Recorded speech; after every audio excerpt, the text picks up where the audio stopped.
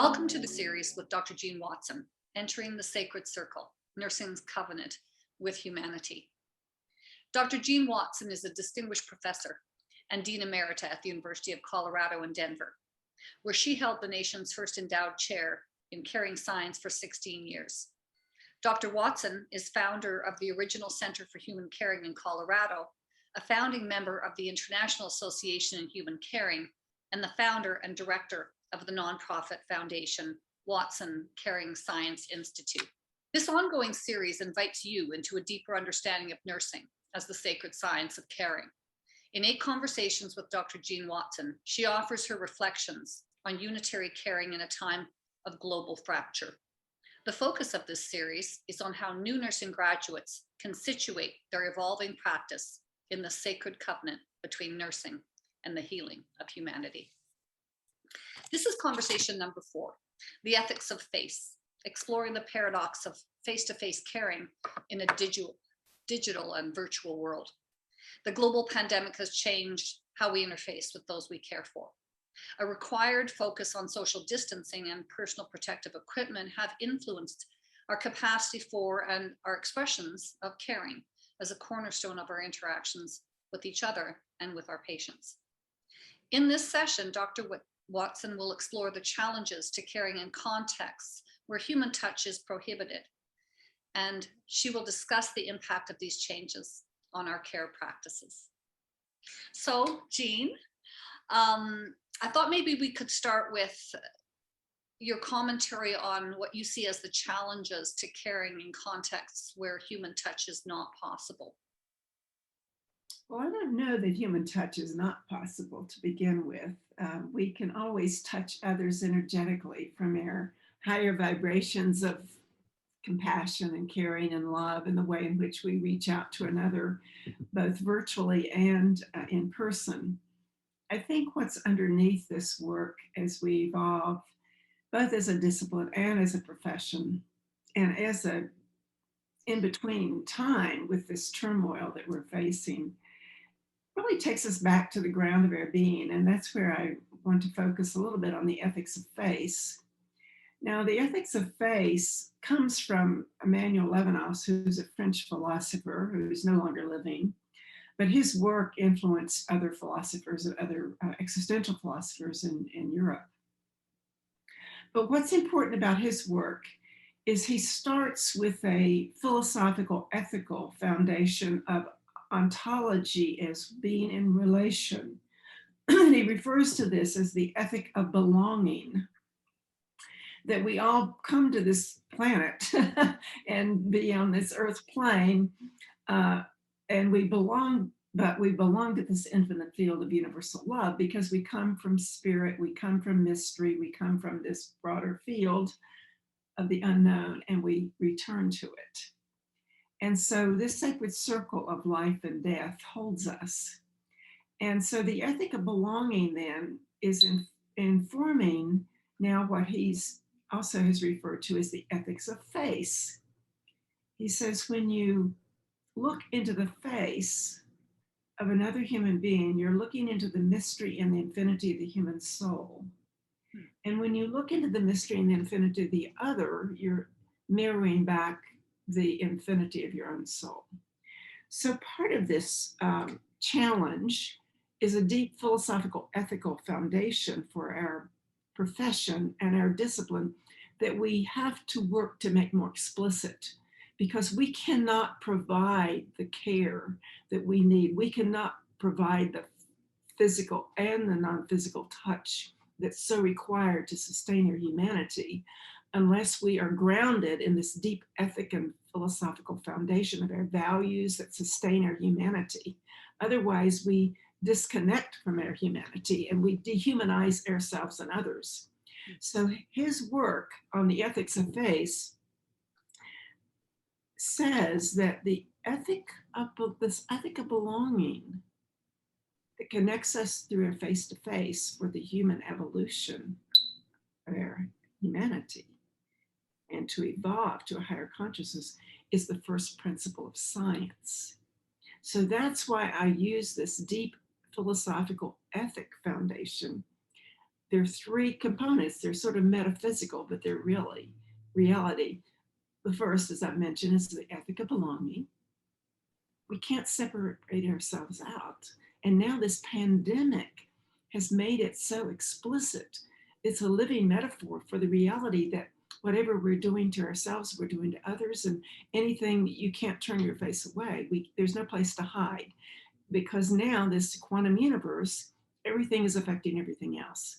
So we cannot deny that we're all into this infinite field, this unitary field that's affecting the whole of the planet and Mother Earth.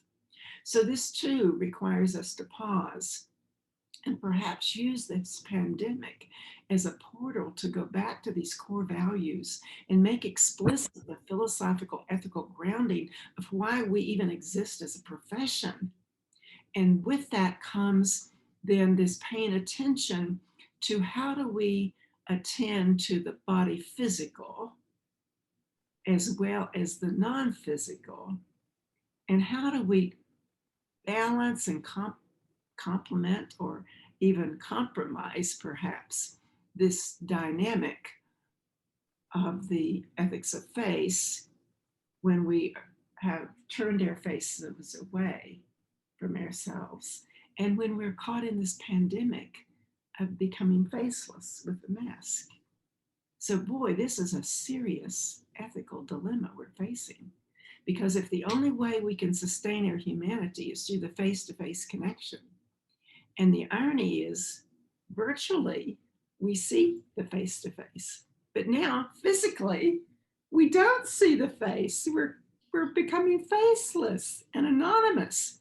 When we become faceless and anonymous, we become objectified. We no longer are seen as a full human. It's very subtle. It's very, very slippery.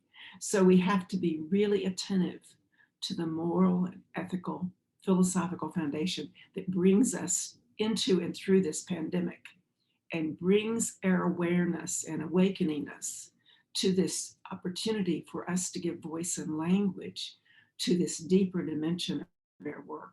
So I've gotten too probably far away from what your question is, but it's so important to be grounded in this foundation of our profession that we rarely attend to. We just dismiss it and move into the professional practices of how do you get through these systems in contrast to stepping back. So I'm going to pause at this point and let you respond, Judy. Thank you, It Jean. may not be what you're asking for. Oh, no, it's profound. I'm just thinking to myself, I'm a new graduate watching this and thinking, wow, how do I remain connected to the face, the being, the essence of my patients, while we're all garbed up and there is this contrived distance being placed between us. What are some practical, suggestions that you might have for a new nurse coming into this environment where they're clearly not, they haven't developed the skills to deal with this, and they may not even be aware, like you say, it is very subtle, this distancing that may be occurring between themselves as caring professionals and those that they care for. How do they notice maybe that distance has been initiated, and how do they stop themselves from moving any further away? Well, I think this has to go back to education and our beginning of teaching nurses. We cannot expect nurses to just go in and conform to these systems without having some preparation in their own self-development. So how do we deal with this? Is how do we face our own humanity? How do we give students experiences and insights and opportunities for mastery of self and growth, where they can actually learn to face their own humanity and their own positive and negative experiences, the shadow side of their experiences, as well as the light that they bring to their evolved consciousness, when they can bring caring and compassion to themselves, as well as and being able to do that for others. So these simple acts that are now being manifest in hospitals through the practice of the theory of human caring and caring science are manifesting in simple ways. Nurses just slowing down, walking more slowly, pausing in the midst of all the rush. When you change your pattern, you're slowing things down and it changes the whole environmental field. Nurses are pausing before they enter the patient's room and falling into their heart to bring up feelings of compassion for themselves and for that patient. When they're rushed, we stop, pause, breathe.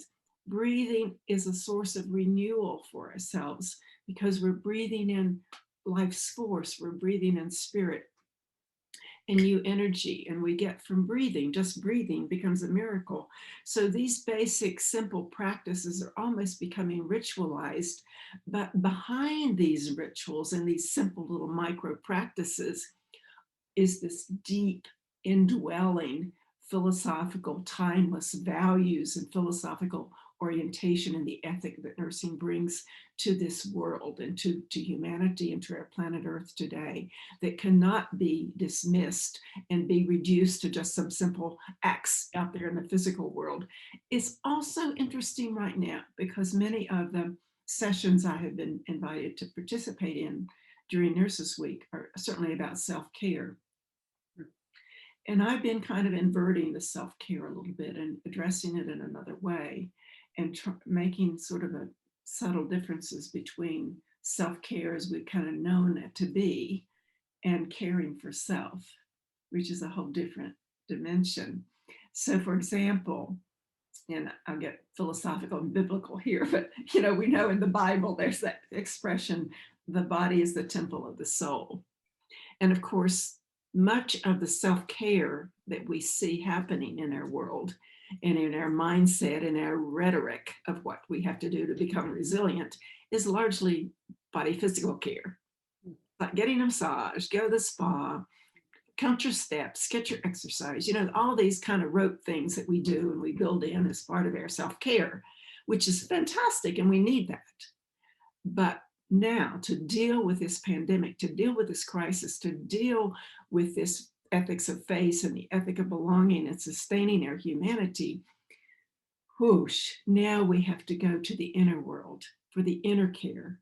And that's where Caritas comes into play. These 10 Caritas processes of my theory are guidance not just for patients, but for ourselves. So we can begin to pause and ask new questions. And later, I think we have a session on these 7 sacred sutras that I've developed that I won't necessarily go into here, but I can just simply say that when we shift from the outer world of this body physical at all cost kind of care that we need, but it's not enough. Now it doesn't sustain us. We have to go deeper. And now, even to get through the pandemic, we have to go from the outer world to the inner world. So these inner practices of asking ourselves basic questions. How do I provide loving kindness to myself and compassion to myself? How am I authentically present to myself to honor my own faith and hope and my own belief system? How do I engage in a spiritual practice to become more reflective and honor myself? How do I accept the positive and negative expressions and emotions? We're not just our body. We have a body, but we're not just our body, of course. We have emotions, but we're not just our emotions. We have thoughts and feelings, but we're not just our thoughts and feelings. They're all passing. They're all changing. They're all impermanent. So how do we go to that quiet place that's kind of that timeless, eternal part of us that we create space to listen and to honor so that we can evolve in our consciousness? And this is where Levinas comes back with the ethics of faith, is because when you can face your own humanity and the face of others, you're connecting with that infinite source for renewal that sustains and allows us to evolve to a higher consciousness, getting closer to that infinite field of universal love. When we can drop the ego and fear and envy and competition and stress. It takes work. It's not like it's easy, but to even engage in the conversations about how we have to deal with this and how we have to face it is an important part of the evolution of ourselves and the evolution of nursing as a discipline and a profession. So when I'm thinking, and again, I always go back to my incredible awareness of where new nurses are primarily working in these contexts in hospitals where it's really hard to take the time. And I know that is a systems issue, but at the same time as we're trying to alter the system, we have to work within it. So what kinds of things might these new graduates listening to you now walk away with and say, I can do that, with patients and with their families, that might bridge this distance that these protective mechanisms are inserting into our context? What things, if there were just a couple things they could walk away with from this session, Jean, what would those be for you? Well, it's not just, there's at least two layers of this that I can enter into. One is no one can tell you how you must be in that moment with another human being. So if you choose to practice caring consciousness and loving kindness and compassion in that moment and have a caring moment with that person, and you're guided by this theory that you've learned in education, hopefully, no one in the system can interrupt that for you, but you have to be committed to that as a new nurse. Now that's hard. But secondly, we can begin, the new nurse graduate can begin to ask questions and critique the system, so that you're in your own way as a new graduate, you're helping to elevate the consciousness by asking questions. What is the theory? What is the philosophy that we actually carry out on this unit with these particular patients, with ourselves? Is there any way we could have another conversation? If they can have the courage and the language and the confidence to ask questions and to be able to articulate, well, I learned theories of practice that I would like to live out as a new graduate. How can you help me? Or is there anything congruent in this unit that will help us as new graduates to live this out?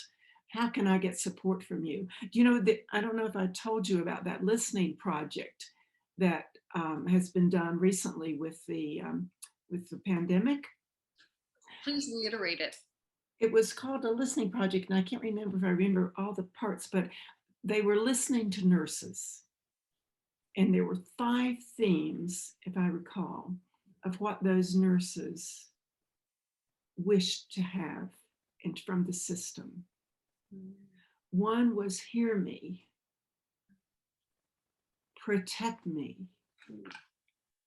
prepare me, support me, and care for me. That's what these nurses requested from the system. And so any system today needs to be responsive to listening to the nurses, as the nurses are able to listen to themselves and what they need and give voice and language to that. Yesterday, I did a session with Stanford Health, and it was so exciting and affirming, because I used the example of how a CEO had said to me, wouldn't it be wonderful if nurses could learn to forgive the system because they haven't been able to practice caring? And someone from Kaiser who was there, or no, I think she was Kaiser and Stanford, was there on the program, and she made the statement. She says, not only are we invited to forgive the system, but now we have to make the system accountable. And I thought that was so important. With all the incivility and all the non-caring and all the biocidic environments that we're in, we now have a responsibility to raise questions and to help to make the system accountable to the humanity in the system. And that's what nursing has to offer. And if we aren't preparing students at the student level, then there's no hope. We become very good technicians of a totally transformed system because the society, the public is asking for much more than what we have to offer. And the other irony about this, to make it full circle with the continuum of knowledge and practice, is that recently with these Watson Caritas items that we've been researching, asking patients, was your care delivered with loving kindness? Did you have a trusting relationship with your practitioner? Were your basic needs met with dignity? Did you experience a healing environment? Were your values and beliefs honored? I'm being told that those items are the ones that are helping them systems understand what patients need during this pandemic. They're the drivers helping the system to learn. So these apply to us as well as to the patients and to the system. So if students can grasp this and find these little micro steps forward to carry it out with yourself, to carry it out with your patients, to do your own work privately, intimately for your own self-development, that's an invitation that the nurse educator should be inviting students on. How do you take care of yourself?